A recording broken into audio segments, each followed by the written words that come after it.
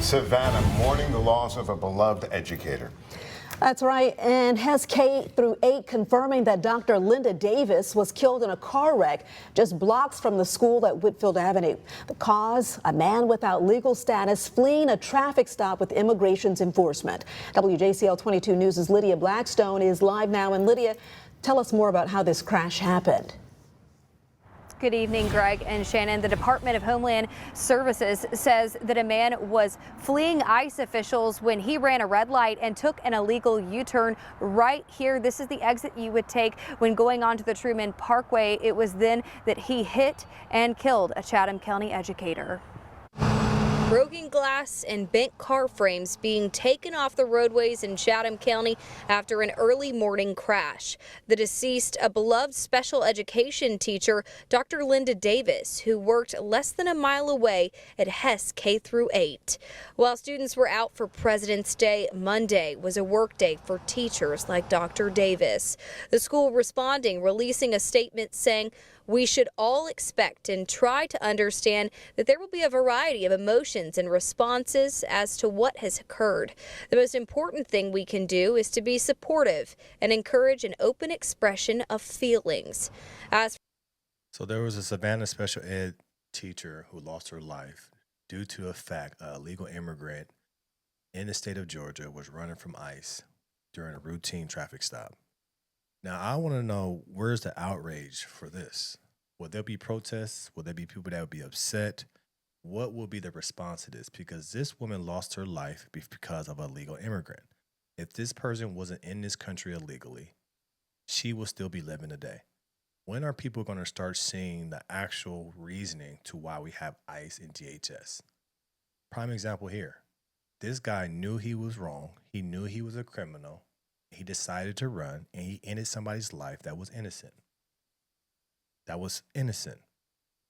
This is why we have ICE. This is why we have DHS. But it's so crazy that I live in a city of LA, and I see protests all on TV of young kids and people telling them anti-ICE, anti-ICE. But you're not being against these immigrants. You're in favor of people that do this. Markers, they're illegal, they're not criminals. They have broken the law. If you are here illegally, you are a criminal. It's pretty simple. This person lost their life because somebody's in this country illegally and refuses to leave. Where are people, and when are people going to be outraged and protest against that? When are people going to be saying her name? You guys were saying Renee Good's name, but when are you going to say Linda Davis' name? She was going to work on her off day. And now she's not here anymore because somebody was so scared to go back home. What are we going to say? There's a reason why we have ICE. There's a reason why we have DHS. There's a reason why they should get all the funding that they need, because we have people here not from this country causing damage like this. What does that tell you when somebody's running and does this? Is that person a good person? Is that person thinking illogically? Is that person an asset to America? Probably not. This person that created this and did this to this woman is not an asset to our country, so he needs to go. He's here in our country illegally. I believe they say he didn't have a driver's license at the point. He had a removal order in 2024. He should not have been here. He got into the country illegally. This is the problem that we have. We have people so outraged about ICE and what they did in Minnesota. Everybody's protesting across all of these. You got the teachers making the kids protest, but nobody's saying her name. Nobody's getting outraged about that. Nobody's making sure that her family's okay. But it's different when it's the other way around. That's what's wrong with this country. People are ass backwards. This is why we need to get illegal people out of our country. It's because a good percentage of them are not assets. They're not people that's making the country better. They're people that are taking from the country, and now they took away a soul from this country. That's the reason why we need ICE. That's the reason why we need DHS. That's the reason why they need unlimited funding to keep these people out of our country.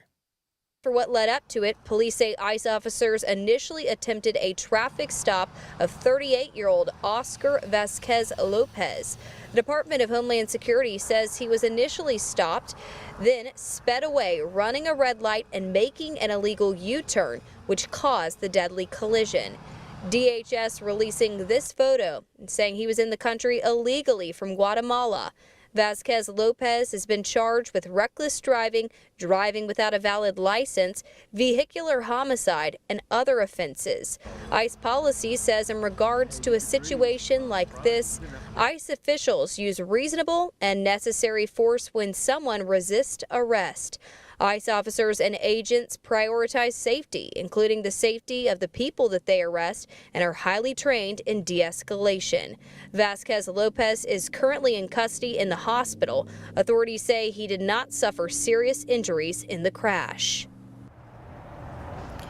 These be the same people that'll do something like this, and then they'll ask the judge, can you just deport me instead?